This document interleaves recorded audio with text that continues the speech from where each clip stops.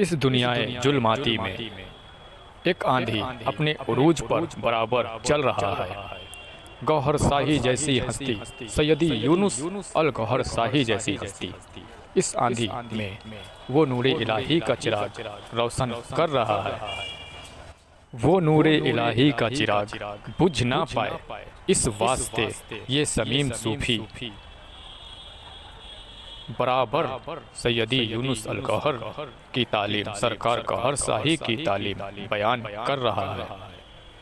पहुंचाने की खातिर नहीं, किसी मिशन को ठेस पहुंचाने की खातिर नहीं, बल्कि वो अपने अंदर की वो नूरे इलाही की चिराग बचाने के खातिर बयान कर रहा है।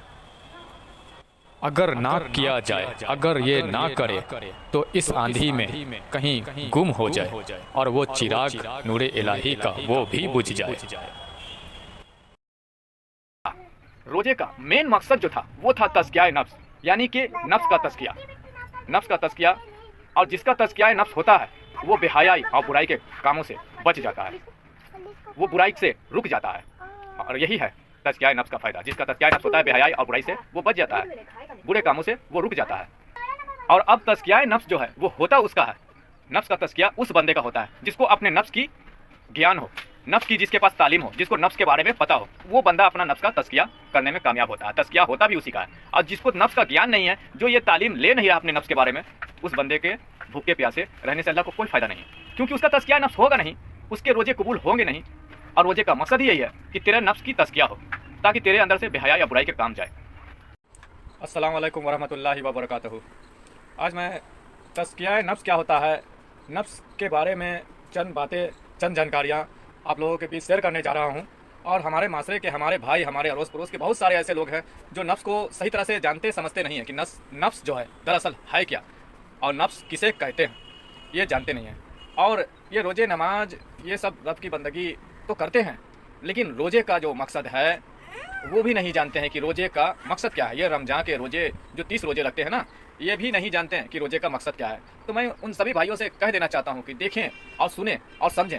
मैं आप लोगों से गुजारिश करता हूँ कि मेरी वीडियो मुकम्मल देखें, तो इसमें आपको जानकारी मिलेगी कि रोज़े का मकसद क्या है।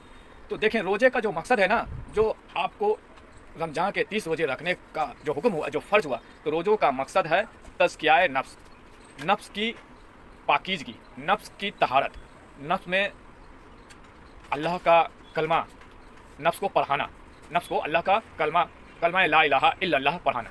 लेकिन उसको कलमा पढ़ाने से पहले तज़किया नफ्स करना होता है। इसलिए ये रोज़ा, ये नमाज बंदे के ऊपर फ़र्ज हुआ। और रोज़े में इंसान को भूखा रहने का हुक्म है कि भूखे रहो, प्यासे रहो। तो इसके लिए इसका जो मकसद है वो तज़किया नफ्स है, यानी कि नफ्स की मुखालिफत करना, उसका तज़किया करना।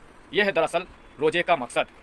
और जब तक नफ्स ही बंदे को समझ में नहीं आएगा कि नफ्स क्या है, नफ्स ही समझ में नहीं आएगा कि नफ्स क्या है, तो रोज़े का मकसद पूरा होगा नहीं। आप लाख रोज़े रखते रहें, जब तक हमारे अंदर जो नफ्स है उस नफ्स को अगर नहीं समझेंगे, नफ्स को अगर जानेंगे नहीं, तो रोज़े का मकसद भी पूरा नहीं होगा।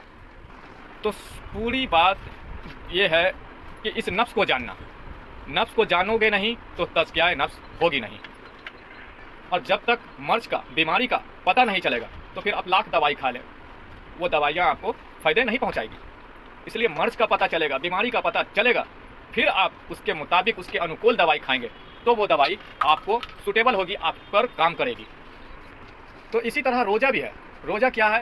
रोज़े का मकसद जो है यह है तज़किया नफ्स, नफ्स का तज़किया करना। तो पहले समझना यह है कि ये नफ्स है क्या। नफ्स दरअसल हमारे अंदर ये नाभि के स्थान पर उसका मकाम है। जो हम नमाज में हाथ जो बांधे हैं ना, इस नाभि के स्थान पर ये उस नफ्स का मकाम है। और इस नफ्स के 4 कंडीशन है, 4 दर्जात हैं। और जब तक हुआ ही नहीं, और जब तक क्या नफ्स हुआ ही नहीं, तो आपके अंदर से बुराइयां जो है वो छूटेगी नहीं, आपके अंदर से जो बेहयाई वाली हरकतें हैं वो जाएगी नहीं। जब तज़किया नफ्स होगा ही नहीं, तो आपके अंदर से बुराई, बेहयाई के वो काम दूर होंगे नहीं। रोज़े का मेन मकसद जो था वो था तज़किया नफ्स, यानी कि नफ्स का तज़किया, नफ्स का तज़किया। और जिसका तज़किया नफ्स होता है वो बेहयाई और बुराई के कामों से बच जाता है, वो बुराई से रुक जाता है। और यही है तज़किया नफ्स का फ़ायदा। जिसका तज़किया नफ्स होता है बेहयाई और बुराई से वो बच जाता है, बुरे कामों से वो रुक जाता है। और अब तज़किया नफ्स जो है वो होता उसका है, नफ्स का तज़किया उस बंदे का होता है जिसको अपने नफ्स की ज्ञान हो, नफ्स की जिसके पास तालीम हो, जिसको नफ्स के बारे में पता हो, वो बंदा अपना नफ्स का तज़किया करने में कामयाब होता है। तज़किया होता भी उसी का है। और जिसको नफ्स का ज्ञान नहीं है, जो ये तालीम ले नहीं रहा अपने नफ्स के बारे में, उस बंदे के भूखे प्यासे रहने से अल्लाह को कोई फ़ायदा नहीं है, क्योंकि उसका तज़किया नफ्स होगा नहीं, उसके रोजे कबूल होंगे नहीं। और रोजे का मकसद ही यही है कि तेरे नफ्स की तज़किया हो, ताकि तेरे अंदर से बेहया या बुराई के काम जाए। वो जाएगा नहीं, तज़किया नफ्स होगा नहीं। और हदीसें यहाँ पे आ गई है कि ऐसे बंदों का भूखा प्यासा रहने से कोई ज़रूरत नहीं, भूखा प्यासा रहने की कोई ज़रूरत नहीं जो अपने नफ्स की तज़किया ना कर पाए। सबसे पहले तो ये जानना है कि ये नफ्स जो हमारे अंदर है, हर आदम की औलाद के अंदर में है, ये नफ्स किस चीज़ से बना है, ये नफ्स है क्या, इसका मकसद क्या है, इस नफ्स की खुराक क्या है, ये जानना ज़रूरी है। सरकार गौहर शाही ने